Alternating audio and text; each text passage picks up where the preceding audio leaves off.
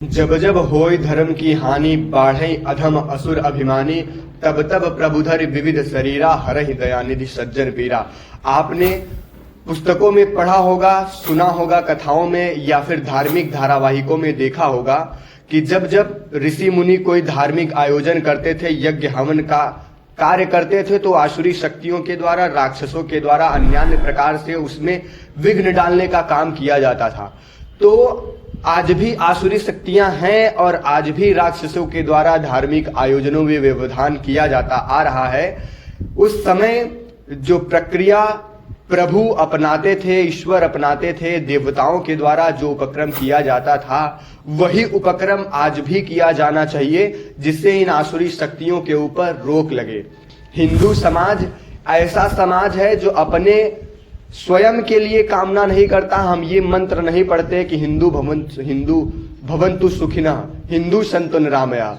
हम ये मंत्र पढ़ते हैं कि सर्वे भवन्तु सुखिनः, सर्वे सन्तु निरामया। हम जब शांति का पाठ करते हैं तो अपने समाज के लिए, अपने परिवार के लिए, स्वयं की शांति की कामना नहीं करते, बल्कि हम मंत्र पढ़ते हैं ओम देव शांति, अंतरिक्ष शांति, पृथ्वी शांति। सभी वनस्पतियों की शांति की कामना करते हैं, अंतरिक्ष के शांति की कामना करते हैं।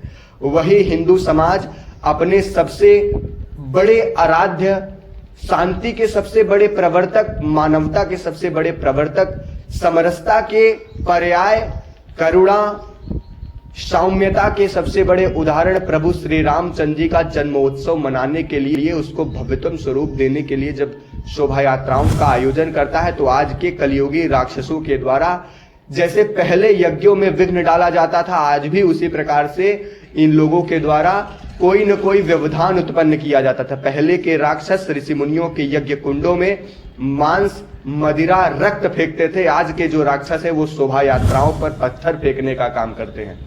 क्या इसका कोई परमानेंट सॉल्यूशन है कि हिंदू समाज को बार बार अपने धार्मिक आयोजनों में पत्थरों का आघात ही सहना पड़ेगा?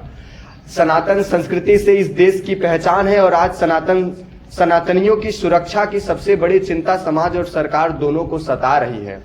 यह देश हमारा है, हमें इस देश की चिंता हमेशा से सताती है। हम ये चाहते हैं कि यहाँ शांति, सौहार्द, समरसता का माहौल बना रहे, लेकिन आखिर कब तक हिंदू समाज के धैर्य की परीक्षा इसी प्रकार से ली जाएगी?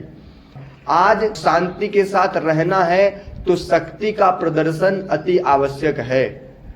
जो हमारे ऊपर पत्थर फेंके, उसका जवाब उसी गति से, उसी रफ्तार से, उसी जगह पर देना होगा, तभी जाके इस प्रकार के जो कृत्य हैं वो रुकेंगे। आज एक तरफ आवाहन किया जा रहा है संतों के द्वारा, बागेश्वर धाम के जो पीठाधीश्वर हैं धीरेन्द्र कृष्ण शास्त्री, उनके साथ पूरा संत समाज कमर कस लिया है। और भी कई हिंदूवादी नेता हैं जो बार बार मंचों से आह्वान करते हैं कि भारत को हिंदू राष्ट्र होना चाहिए। तो क्या इस प्रकार से भारत हिंदू राष्ट्र बनेगा? क्या व्यास गद्दी पर बैठकर चौपाइयां कहने से, कथाएं कहने से हिंदू समाज को मजबूती होगी? आज आवश्यकता है एक वानर सेना की। मैं तो संतों से अपील करता हूं, निवेदन करता हूं कि आपको बनाना चाहिए एक वानर सेना जो इस प्रभु श्री राम के कार्यों में विघ्न डाले, तो वही गति उसकी हो जो अदाताई राक्षस रावण की हुई थी। यदि सच में भारत को हिंदू राष्ट्र बनाना है तो बजरंग बली की तरह उठ खड़ा होना पड़ेगा, और फिर वही मंत्र दोहराना पड़ेगा कि जो मुझे मारा ते मैं मारे, तई पर बाधे तने तुम्हारे। जो मुझको मारेगा उसको मैं मारूंगा, यह निश्चित है। बार बार सह के न्यायपालिका, कार्यपालिका के चरणों में दंडवत होना, यह कायरता के अतिरिक्त और कोई उदाहरण पेश नहीं करता है। आज हिंदू समाज को सोचना पड़ेगा कि हमारी सुरक्षा किस प्रकार से निश्चित होगी। आपकी क्या राय है और आपके नजरों में इसका क्या सॉल्यूशन है, आप कमेंट बॉक्स में बताएं। फिर से हम इस प्रकार की चर्चाएं आपसे करेंगे।